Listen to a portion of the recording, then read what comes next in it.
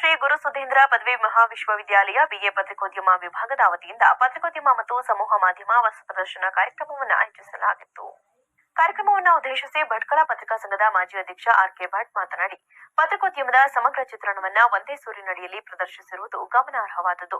ಮಾಧ್ಯಮ ಕ್ಷೇತ್ರದಲ್ಲಿ ಸತ್ಯ, ನಿಷ್ಠೆ ಮತ್ತು ಧೈರ್ಯ ಜೊತೆಗೆ ಹಲವಾರು ಕಷ್ಟಕರ ಸವಾಲುಗಳನ್ನು ಎದುರಿಸಬೇಕಾಗುತ್ತದೆ. ಅಲ್ಲದೆ ಸಮಾಜದ ಒಳಿತಿಗಾಗಿ ಅಭಿವೃದ್ಧಿಪರ ಧರ್ಮ, ನಿಷ್ಠೆ, ಒಳ್ಳೆಯ ಉದ್ದೇಶ ಹೊಂದಿದ್ದರೆ ಮಾತ್ರ ಪತ್ರಿಕೋದ್ಯಮದಲ್ಲಿ ಮುಂದುವರಿಯಲು ಸಾಧ್ಯವಾಗುತ್ತದೆ ಎಂದರು. ಹಿಂದೆ ವಿಷಯವನ್ನು ಮುಗಿಸಬೇಕಾಗಿತ್ತು. ಇವತ್ತಿನ ಹಾಗೆ ಬೈಕ್ ಆಗಲಿ ಅಥವಾ ಇವತ್ತಿನ ಹಾಗೆ ಟಿವಿ ಆಗಲಿ, ಇವತ್ತಿನ ಹಾಗೆ ಯಾವುದೋ ಸುದ್ದಿ ಮಾಧ್ಯಮಗಳು ಯಾವ್ದು ಇರಲಿಲ್ಲ. ಆಗ ಒಬ್ಬರಿಗೊಬ್ಬರಿಗೆ ಕರಪತ್ರಗಳಿಂದ ಸ್ಟಾರ್ಟ್ ಆಗಿದೆ. ಕರಪತ್ರಗಳನ್ನು ಹಂಚುವ ಮೂಲಕ ಅದು ಅವಾಗ ಬ್ರಿಟಿಷರದ್ದು ಬಹಳ ಹೆಚ್ಚಿಸುತ್ತಿತ್ತು. ಕದ್ದು ಮುಚ್ಚಿ ಕರಪತ್ರಗಳನ್ನ ಕೈಯಲ್ಲಿ ಬರೆಯುವಂತದ್ದು.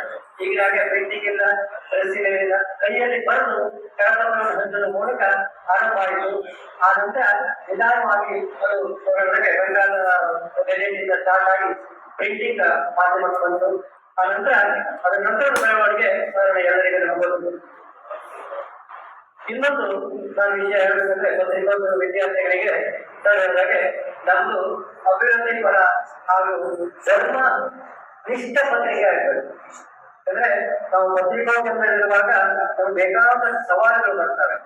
ಆ ಸವಾಲುಗಳನ್ನು ಎದುರಿಸುವ ಧೈರ್ಯ ಇದ್ರೆ ಮಾತ್ರ ನಮ್ಮ ಫೀಲ್ಡ್ ಅಲ್ಲಿ ಮುಂದುವರಿಲಿಕ್ಕೆ ಆಗ್ತದೆ. ಇಲ್ಲ ಅಂತ ಹೇಳಿದ್ರೆ ಆ ಫೀಲ್ಡ್ ಅಲ್ಲಿ ಮುಂದುವರಿಲಿಕ್ಕೆ ಆಗುದಿಲ್ಲ. ಹಾಗೆ ಏನ್ ಬೇಕು, ನಮ್ಮ ಹತ್ರ ಸತ್ಯ, ನಿಷ್ಠೆ, ಧರ್ಮ ಇದ್ರೆ ಮಾತ್ರ ನಾವು ಮುಂದೆ ಹೋಗ್ಲಿಕ್ಕೆ ಆಗ್ತದೆ. ಇಲ್ಲ ನಮ್ಮ ಹತ್ರ ಮುಂದೆ ಹೋಗ್ಲಿಕ್ಕೆ ಆಗುದಿಲ್ಲ.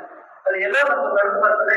ಅದಕ್ಕೆ ಈ ಸಂದರ್ಭದಲ್ಲಿ ಎಡಗುಂಜಿ ಸರ್ಕಾರಿ ಪದವಿ ಪೂರ್ವ ಕಾಲೇಜಿನ ಪ್ರಾಂಶುಪಾಲ ಹೊಸಬಯ್ಯ ಪಟಗಾರ, ಭಟ್ಕಳ ಮಹಾವಿದ್ಯಾಲಯದ ಪ್ರಾಂಶುಪಾಲ ಶ್ರೀನಾಥ ಪೈ, ಭಟ್ಕಳ ಪತ್ರಿಕಾ ಕ್ಷೇಮಾಭಿವೃದ್ಧಿ ಸಂಘದ ಅಧ್ಯಕ್ಷ ರಾಘವೇಂದ್ರ ಹೆಬ್ಬಾರ್ ಸೇರಿದಂತೆ ಇತರರು ಉಪಸ್ಥಿತರಿದ್ದರು.